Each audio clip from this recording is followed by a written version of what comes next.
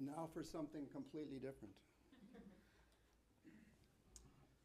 Tenakoto Kopi Dulgar Tokuingawa. I teach at the Queen Street branch of Dynaspeak. From the beginning, Tenakoto Kopi Dulgar Tokuingawa. I teach at the Queen Street branch of Dynaspeak, and I'm going to tell you my story of narrative and the language logbook. So my title, I probably would have been better off to just call this narrative in the language logbook, but academics like unwieldy titles, so here we go. So like any good narrative, we've got characters. So the new guy, the first character, that's me. Until the end of 2022, I worked at the University of Otago. I taught academic skills, so academic writing and reading and research. And I did some narrative theory, and I did some administration also. I joined Dynaspeak late in term A this year, week 11 on May 13th. And my first class was a level 4 employment night class, which was excellent. I love teaching the night class. The next characters, the Toira, our students. So for this 2024 term B, I've got a level 4 academic class. I have 22 Toira, actually 20 now. I had a couple withdraw, but that's okay. We've got 20 from China, Afghanistan, Korea, Colombia, Chile, Sudan, Thailand, and Iran, or Persia, as she would say. They range in age from 19 to over 60, a retiree. I've got a pretty good gender balance, a couple more women than men. And their education level ranges from a med school graduate to a couple of high school graduates, those two 19-year-olds. Next character is our theory. I did quite a bit of narrative study, and narrative theory is central to my doctoral thesis. Narrative theory studies what is distinctive about narrative and how accounts of what happened to particular people in particular circumstances with particular consequences, too many particulars, can be at once so common and so powerful. In short, narrative theorists study how stories help people make sense of the world, while also studying how people make sense of stories. So all you really need to know about narrative theory is that it says that we humans tell stories to understand the world, and if something's not in a story form, we put it in a story form.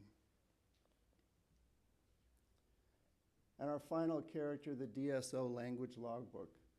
So this is part of our Dynaspeak online homework, which is in Google Classroom, designed to help Toira with their English use in the real world. 3 logs that they complete over the term, weeks 2 through 6, 7 through 11, and 12 through 16. And this is where students record their in-class reflections about their learning experience in the class and what they feel they're learning, and then log their out-of-class activities. So here's a look at what that looks like. So you can see on the left side is the in-class learning, where they reflect on some of their experiences in class. And on the right side is the self-directed study or the out-of-class learning that they're doing. So that's what did they listen to or watch, what did they read, who did they speak with, and then a bit of reflection on the far right side. So the crisis of this narrative is that students don't do the language logbook. At least not for me, they don't. I was warned about this when I started, and it's true. To where don't complete the logs. Part of the problem, I think, is that it appears quite early on the list of Dynaspeak online homework. So they see it and they do the first log, and then they kind of forget about it and don't go back to it unless strongly encouraged. I call this the forgotten homework because one of my students who'd been with Dynaspeak for 3 terms said, "Teacher, what is language logbook?" And when I asked him why he wasn't doing language logbook, I don't know if he was just being cheeky, but I think he actually didn't remember what it was. So Tawira logged random narratives. A lot of what they put in there is just sort of just a grab bag of what they happen to be doing at the time. Or they try to recall stories from the past. So if they're doing this at the end of that 5-week period, they're just trying to cast back and remember anything that they did. So they throw it in there pretty randomly. A lot of conversations with the neighbor, I get, which is, you know, pretty random. And the sources that Tawira enter in the language logbook don't create a consistent narrative. So there's narrative there, but it's just a real scattering of narrative. It's not a continuous narrative. My resolution to this crisis is that to better understand English, Tawira need better narratives. So I decided to start a project. I really started this at the beginning of this term, of term B. And once I found out about the conference, I rushed to try to do something with it. So, so from week 8 to week 12, I warned them that there would be some focus groups coming up, and then I had to explain what focus groups were. So I split the room in 3, did some focus group work, got them to identify a passion, not just a passion, but the passion. I didn't want just a sort of a list of these are some things I'm interested in. I wanted them to pick one thing that really kind of motivated them. From those focus groups, I did individual interviews where they could identify any narratives that they knew about. Maybe they'd done reading or listening in their first language.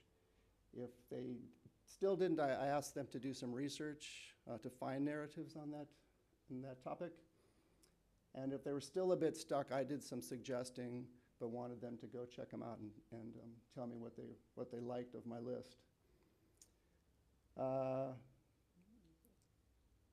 These are personalized, hand-picked narratives in that case. So I did get everyone to pick a narrative eventually, and it was something that they picked, even if I helped them narrow that a little bit.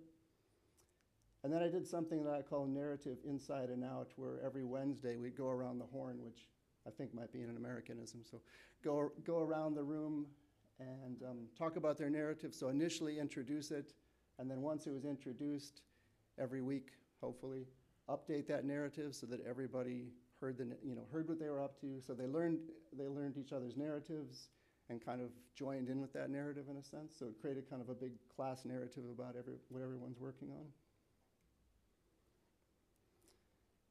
And that method. So it was good qualitative use of focus groups and interviews, asking students to select a topic that mattered to them. So actually there were kind of a series of interviews. Have them find a narrative that connects with that passion, encourage them to engage with the negative regularly. And that was important because even though they were using narrative, it was a disjointed collection of narratives and there was no continuity to it. So I got them to go with 1 or 2 narratives on their passion topic and then keep up with that throughout the term. And the narratives, so there's our podcasts.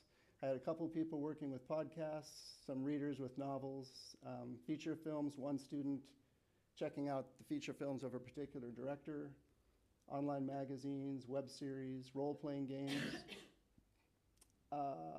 comic books to include manga and graphic novels, and some people watching TV series continuously instead of just the collection of random shows they'd watched in the past. Topics like gardening, football, cooking, politics, science fiction, one really big history buff, a couple of celebrity gossip fans in there, and one real fitness guru. And the results. I think I can say that students are actually interested in language logbook now, or they're interested in their narratives. It remains to be seen whether they plug all that back into the language logbook, and I'll be able to see that next term. But they have real ownership of their out-of-class learning now, like their narratives, they pick them, they keep up with them, and they love them. The in-class engagement comes from that around the horn, where we have to go every week and get people to talk about what they're actually doing. And then there's a ripple effect where they see narrative everywhere. So I think these guys see narrative in grocery receipts now. They're telling me all these narratives. I'm not sure they're all narratives, but they tell me all the time about what they're spotting as stories out in the world in English. And to be continued. So I said this was a bit of a rush, and I started this project a bit late, but the experiment will continue with Term A next year. And the focus groups and interviews, I'll be able to start that in week 1 orientation, at least warn them about it and get them prepped for what's to come. So check back with me next year when we do this again. That's me. Thanks, everyone. Amazing.